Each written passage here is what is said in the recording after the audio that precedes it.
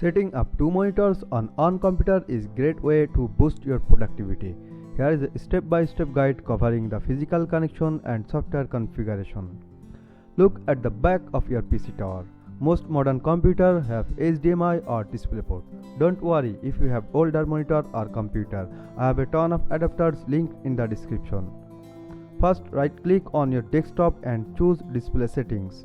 On your display settings, you should see screen on and 2.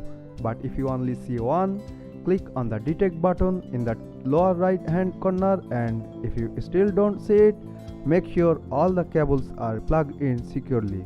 Now choose how your screen interact. You can duplicate the display showing the same thing on both screens. You can extend the display allowing you to drag other applications and windows to it, or you could choose to have only one of them on. Thanks for watching.